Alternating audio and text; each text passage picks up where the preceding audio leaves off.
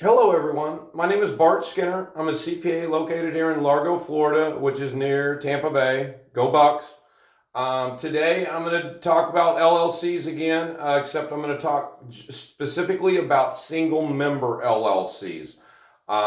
So, we're going to get right to it. Right behind me, I got my whiteboard out. We'll get into, again, single member LLCs. Again, LLC is a limited liability company. If you watched my first episode, I got more into depth about what an LLC is and how it can be taxed. But today I just want to talk about if you're a single member LLC, which if you're a single member LLC, it's just like it sounds. It means there's one owner and only one owner. It could be any type of business, but there's only one owner. If somebody says you have a single member LLC, just like it sounds, there's one owner.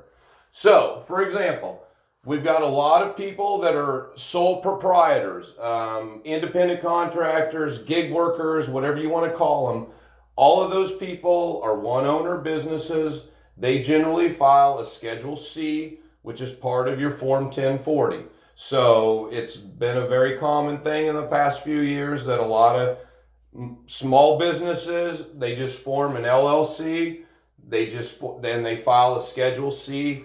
They're the only owner of the business. It's the simplest way to form a business and run a business. The next thing is you've got rental properties. It's become very popular that when you own rental properties, whether it be commercial or residential, whatever the case, to put one or more of those properties in an LLC for legal protection. There's usually not much of a tax benefit to it, but it's generally a legal protection issue.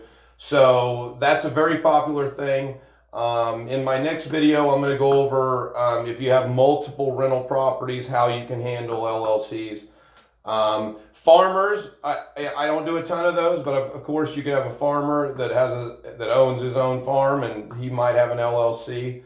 And if he's the only owner, he's just going to file a Schedule F on the 1040. And then finally, you've got businesses that are already running, that are already filing a 1065, or they're already filing an S corporation, or they're already filing a C corporation.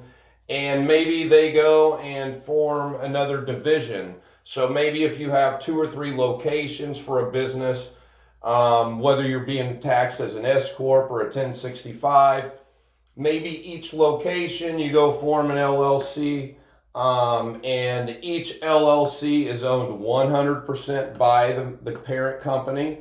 And so all those LLCs are going to go under one tax return under that S Corp or one tax return under the C Corp.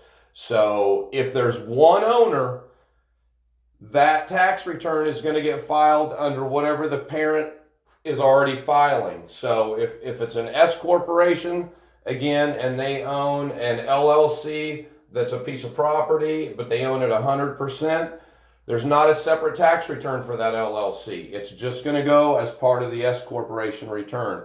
That's why you always hear a single member LLC is a disregarded entity. It means that the LLC itself does not file a separate tax return. Just the parent is going to file a tax return for the LLC.